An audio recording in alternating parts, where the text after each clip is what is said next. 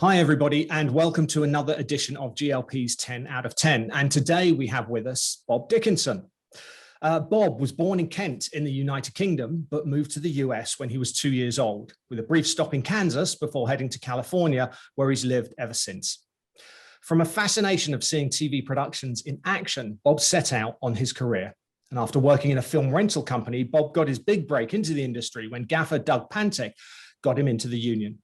From there, it wasn't long before Bob started forging his own way in the world of lighting design and forging long-lasting relationships. His breakthrough show was Solid Gold, whereas lighting design earned him his first Emmy Award at the age of 29. In 1990, Bob formed the company Full Flood, a Los Angeles-based consortium of designers specialized in television and live events.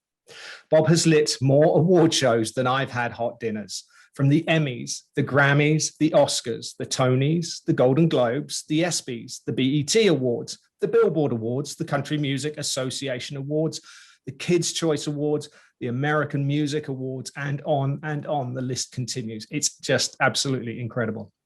His television specials include 13 Super Bowl halftime shows, including the very first one that starred Michael Jackson, the VH1 Divas, Miss USA, Christmas in Washington, David Copperfield, and the Kennedy Center Honors.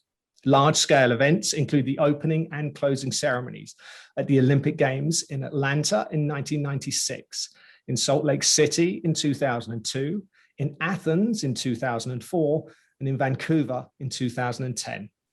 There's also been plenty of work on music events and adaptations for the screen with clients that include Neil Diamond, Willie Nelson, Celine Dion, Ricky Martin, Lionel Richie, and the iconic We Are the World.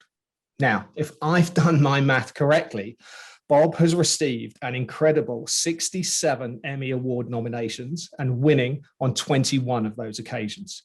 That's in addition to an ACE Award, a Night of Illumination Sword, and an honorary doctorate from an honorary doctorate of fine arts from Carnegie Mellon University. Welcome, Bob Dickinson. Thank you. Thank you. If we pick off our first one, go right back towards the beginning of your career. What was your first show as a lighting designer? In television, the first big opportunity I got was Don Kirshner's rock concert. Everyone knows Ricky Kirshner today, the celebrated producer, and fantastic, career he's had. But his father produced a show in which he did Top of the Pops. Okay. And I worked as the gaffer for Jeff Engel, who is a fine lighting designer, still around and still lighting, I might add. Yeah. Obviously, I mean, you've done so many things across the years, and I'm sure the majority of them have gone absolutely smoothly and absolutely flawlessly. But I'm betting there might be a couple of times when things didn't quite go according to plan.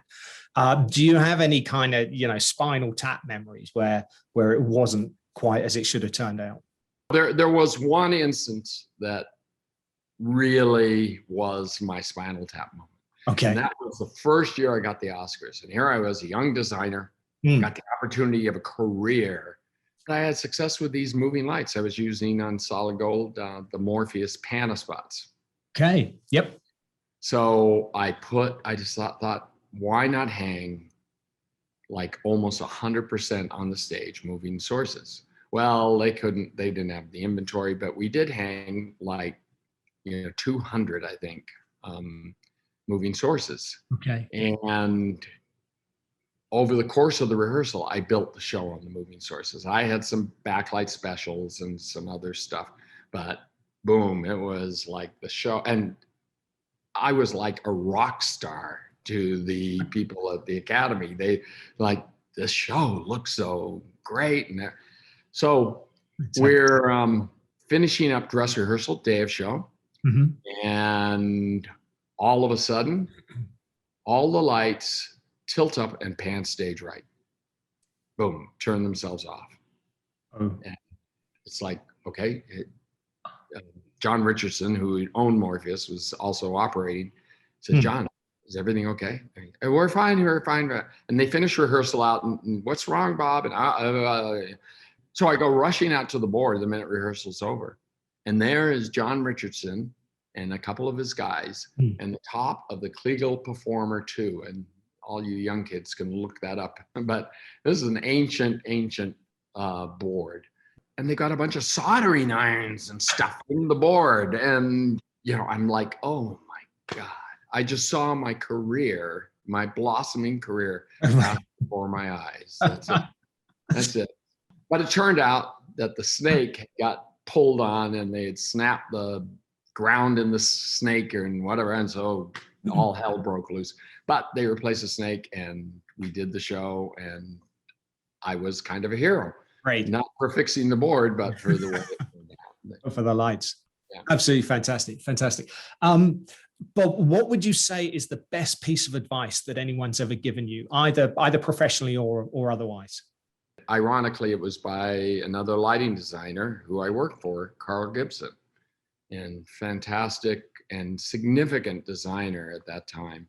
One of the first people to go outside the networks, and he formed his own company and became a lighting designer freelance, which didn't exist or hardly existed at the time. Right. And so I was, started work for Carl's company, and I was working actually as sort of a staff gaffer.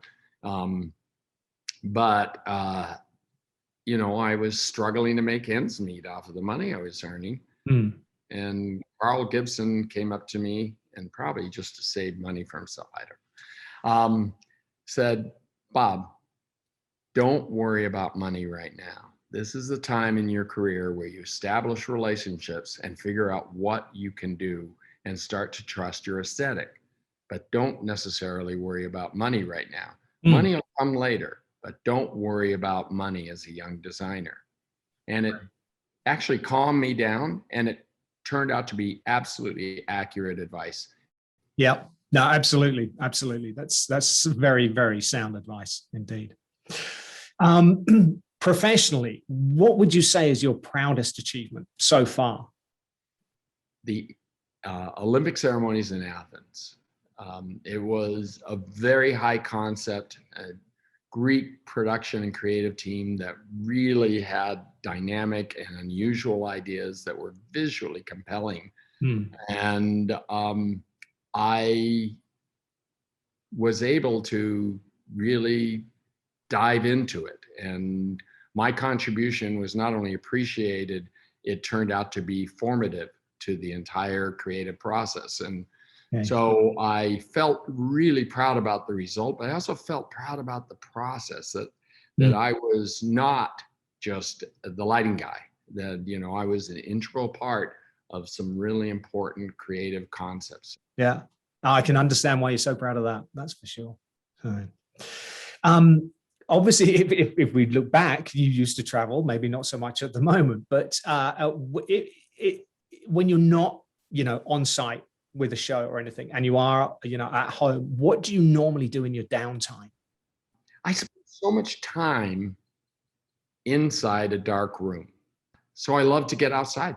I love hiking. I love anything that biking, whatever I can do to just be outside and enjoy the reality of the ultimate key light. Right. So yeah, I like to get outside. Right. Enjoy nature at its best. Obviously, as we know, you've worked all around the world and with so many of these different shows and so many different venues. Would you say that you've got a particular favorite venue that you've worked in? For whatever reason, Radio City Music Hall.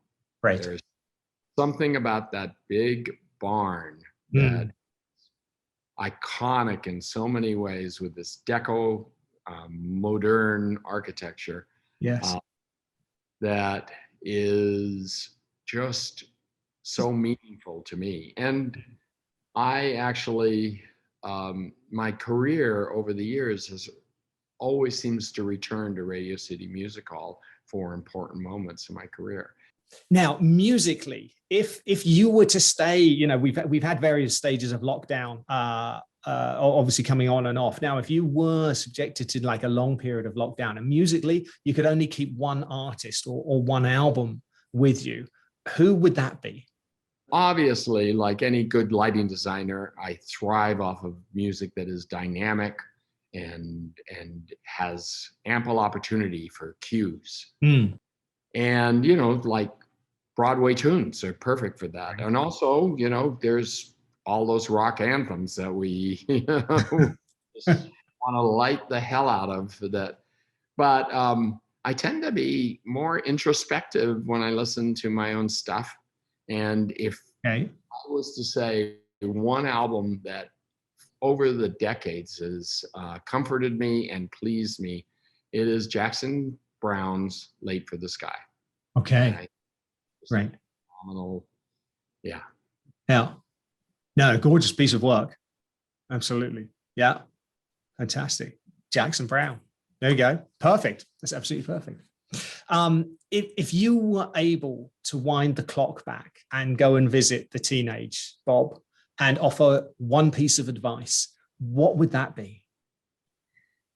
I think it's that this too shall pass.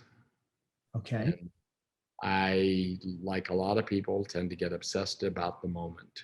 And usually my bad decisions are those emotional moments that I'm making decisions without stepping back and really thinking about it, and also knowing that this is not the end of the world, and it's not. Yeah. So I think that I would try to counsel Bob, the Bob that messed up the Mad Woman of Shiloh. This is not the end of the universe. This too shall pass. You're right. And, years ago, again, I was doing a production, and the director I was working with, which will remain unnamed, was just being horrific towards me. And just, it was so bad that I finally reached a moment where I was quitting. I was going to give him what for. And I was at my position, and I happened to be in this show, not in the same booth with the director. I stood up and told him exactly the way I felt, and you can just go shove it and find another designer, and blah, blah, blah. And nothing came back. And then I realized when I stood up, the headset had yanked out of the jack and it never went anywhere. But but if I'd been able to counsel myself, if it had gone, I probably would have damaged my career. But the plug came out, but if I was able to just said, calm down, this too shall pass. Yeah. Forever. Sage advice indeed. There we go. Sage advice for anybody watching. If you were able to sit down for a cup of coffee with any one person at all, could be living or could be past, who would that be?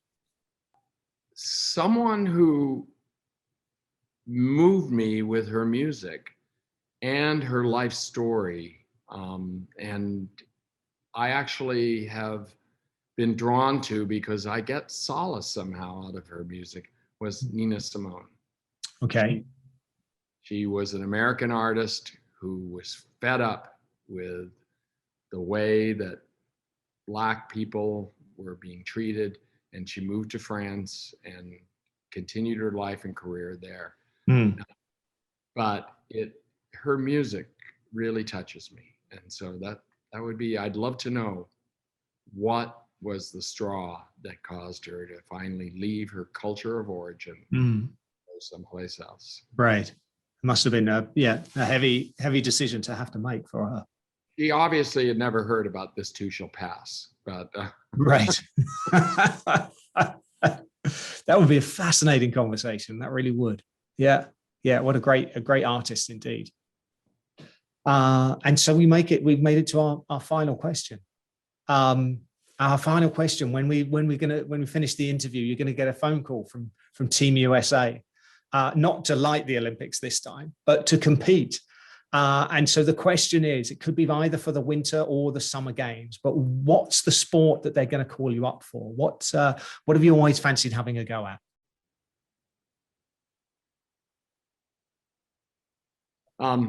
That is really a tough question because I wanted, my sport is lighting. So I don't know what I can contribute.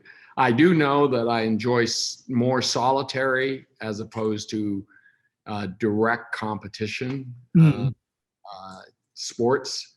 I'm not a big team sport guy, even though I've done a lot with team sports. But so I would say I just want to get on a cycle and just quietly pedal my pedal around the track. Just keep going and going. Yeah.